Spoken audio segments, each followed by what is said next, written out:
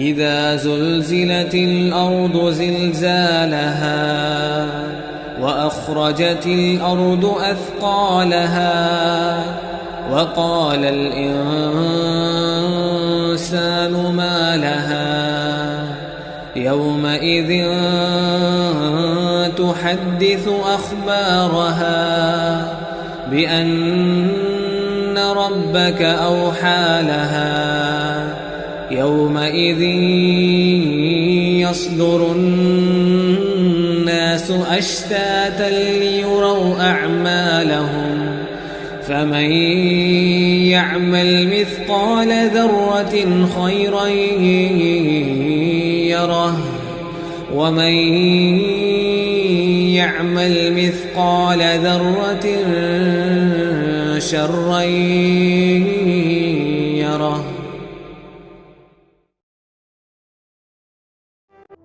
Memahami alur kehidupan manusia. Alur kehidupan manusia dimulai dari masa bayi, atau mungkin sebelumnya kita katakanlah masa di dalam alam rahim ya. Kita mulai saja dari masa bayi. Setelah itu masa apa? Masa anak-anak. Setelah itu masa remaja. Setelah itu masa menikah, dewasa awal. Kemudian memiliki anak, masa dewasa kedua. Kemudian setelah itu dia mengalami masa tua atau lanjut usia. Setelah itu kalau dia mengalami masa meninggal dunia. Ini alur yang normal. Mungkin saja ada orang meninggal di usia 20, 30, mungkin saja terjadi ya. Kita tidak ada yang tahu kapan manusia meninggal dunia. Setelah meninggal dunia dia dikuburkan.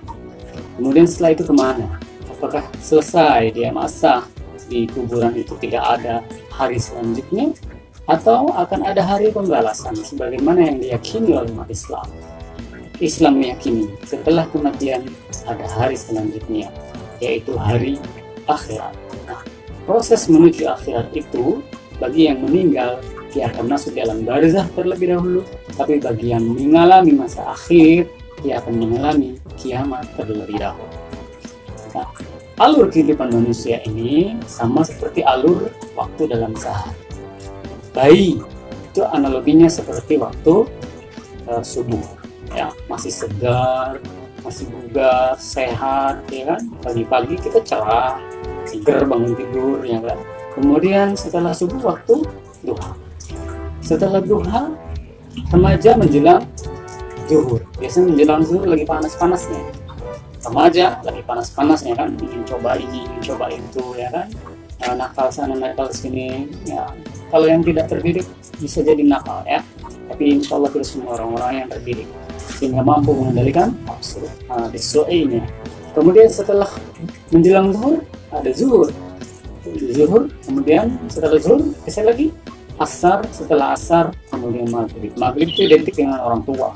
Sudah maghrib, sudah tua, sudah menjelang masuk kubur. Nah, masuk kubur ini disebut dengan waktu isya. Sudah gelap gulita di alam barzakh. Kalau tidak punya amal tentu dia sendirian dan gelap gulita. Nah, setelah itu apakah selesai? Tidak. Ada waktu lain kan setelah isya. Waktu apa? Waktu tahajud, ya kan? Kemudian setelah waktu tahajud masuk lagi waktu esok harinya. Nah, waktu esok harinya itu identik dengan hari kiamat.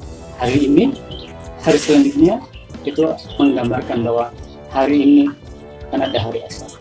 Hari dunia akan ada hari akhir. Baik, kita bahas tentang apa itu kiamat. Ya. Terus bukti Al-Quran mana yang bicarakan tentang kiamat? Ada enggak? Umat Islam harus yakin. Apa dalilnya? Jelas. Apa itu hari kiamat? Hari kiamat adalah hari yang luar biasa, peristiwa yang luar biasa. Ya, apa yang akan terjadi terhadap seluruh makhluk di waktu itu adalah peristiwa yang luar biasa. Kenapa luar biasa? Ditulis dengan font yang berbeda di sini. Karena memang penghancuran alam semesta itu sesuatu yang luar biasa. Bayangkan, baru terjadi satu musibah saja, misalkan banjir, sudah dianggap luar biasa oleh kita semua. Tsunami, begitu heboh, luar biasa. Ya kan? Di Aceh dulu. Nah, ini bumi, bukan hanya bumi. Kalau film 2012 bagi yang pernah menonton, ya, film 2012 itu kehancuran bumi, bukan kehancuran alam semesta. Ini kehancuran alam semesta. Maka ini sesuatu yang luar biasa. ya, yang akan terjadi pada seluruh makhluk, termasuk mereka yang pertama kali hidup di dunia sampai mereka yang terakhir nanti hidup. Apakah malaikat akan merasakan goncangan dahsyatnya kiamat? Pasti akan merasakan. Menurut ulama yang mayoritas meyakini juga akan merasakan. Apalagi manusia yang ada di dunia, ya akan mengalami kehancuran alam semesta. Ini latihan saja. Iman kepada hari kiamat merupakan rukun iman keberapa? Dihitung 3 kali untuk menjawab. 1, 2, 3. Oke, hitung sendiri ya. Rukun iman yang keberapa untuk latihan. Kemudian beriman kepada hari kiamat merupakan ciri dari orang yang beriman dan orang yang bertakwa. Beriman kepada Allah, beriman kepada malaikat Allah, beriman kepada kitab Allah, beriman kepada Rasul Allah, dia juga beriman kepada hari kiamat. Berarti rukun iman yang ke-5. Ya, yang ke-6-nya qada dan qadar. Ciri orang yang beriman dan bertakwa adalah dia meyakini sepenuh hati dengan rukun iman. Kemudian kiamat, hari kiamat itu ada dua. Kiamat sugro dan kiamat kubro. Sugro itu artinya kecil, kubro itu artinya besar. Kiamat sugro berarti kiamat kecil, secara bahasa itu kiamat kecil, yang merupakan kehancuran, kematian, dan berakhirnya kehidupan setiap makhluk yang bernyawa. Contoh, banjir, ledakan gunung Merapi, kematian, tsunami, itu kiamat, itu musibah yang luar biasa, tapi levelnya tidak sampai seluruh alam semesta, tapi dia levelnya level lokal atau level regional ya, yang terjadi di satu wilayah atau menimpa seseorang. Beda dengan kiamat yang kedua, yaitu kiamat kubro. Kalau kiamat kubro, hancurnya alam semesta. Nah, kita perhatikan gambar ini contoh-contoh kiamat sugro, banjir, kecelakaan, kemudian kematian, kemudian letusan gunung Merapi. Ini semua musibah luar biasa kalau menimpa kita ya. Tetapi ini semua dikategorikan kiamat sugro. Kiamat kubro. Kiamat kubro adalah kiamat yang menghancurkan, peristiwa yang menghancurkan seluruh alam semesta beserta isinya sebagai awal dimulainya kehidupan akhir. Kiamat pasti terjadi, tapi waktunya hanya Allah yang tahu. Rasulullah menggambarkan harinya, hari kiamat. Tapi kapan itu? Tidak ada yang tahu, hanya Allah yang tahu. Nah, ini gambaran tentang hancurnya alam bumi. Ya, ini gambaran saja. Listas. Allah alam nanti gambarannya seperti apa.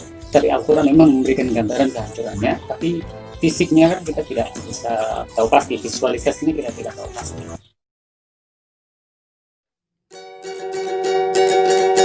Saat tiba napas di ujung alam, mata tinggi tak sanggup